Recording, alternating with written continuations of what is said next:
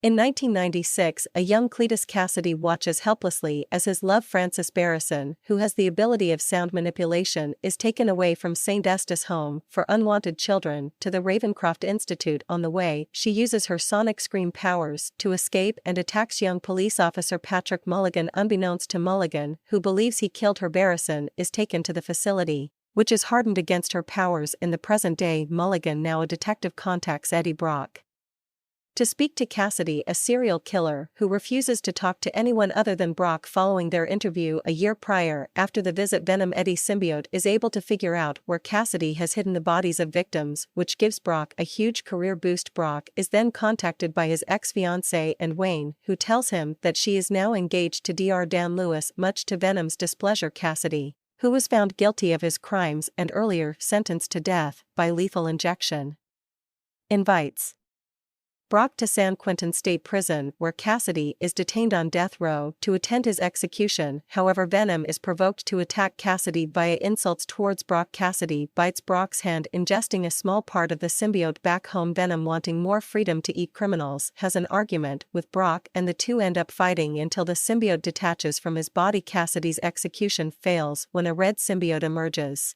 and blocks the injection. He introduces himself as Carnage and goes on a violent rampage through the prison, freeing inmates and killing guards. Cassidy and Carnage then make a deal. Carnage will help Cassidy break out Barrison from Ravencroft, and Cassidy will help him eliminate Brock and Venom. Mulligan visits Brock at home and warns him about the situation in Ravencroft. Cassidy frees Barrison and they travel to their old children's home to burn it down. Mulligan, suspicious of Brock due to his interactions with Cassidy before Carnage emerged, takes Brock to the police station. Brock refuses to answer Mulligan's questions and contacts Wang as his lawyer. Brock reveals that Venom has separated from him and needs the symbiote to fight Carnage. Together, as Venom makes his way through San Francisco by hopping from body to body, Wang finds and convinces him to forgive Brock. She bonds with Venom and breaks Brock out of the police station. Brock and Venom make amends and bond again. Cassidy takes Mulligan hostage and Barrison captures Wang after failing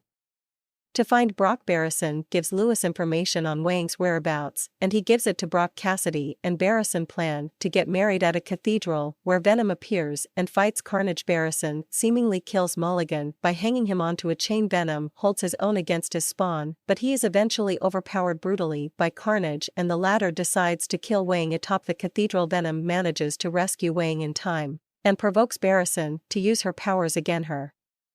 Sonic blast causes both symbiotes to separate from their hosts as the cathedral collapses, and a falling bell kills Barrison. Venom saves Brock by bonding with him before the impact. Carnage tries to bond with Cassidy again, but Venom devours the symbiote. Cassidy states that he only wanted to be Brock's friend, but Venom bites Cassidy's head off while Brock, Venom, Wayne, and Lewis escape. A still living Mulligan's eyes flash blue. In a mid-credit scene, Brock and Venom, now fugitives, decide to take a vacation while they ponder their next steps as Venom tells Brock about the symbiote's knowledge of other universes. A blinding light transports them from their hotel room to another room where they watch J. Jonah Jameson reveal Spider-Man's identity as Peter Parker on television.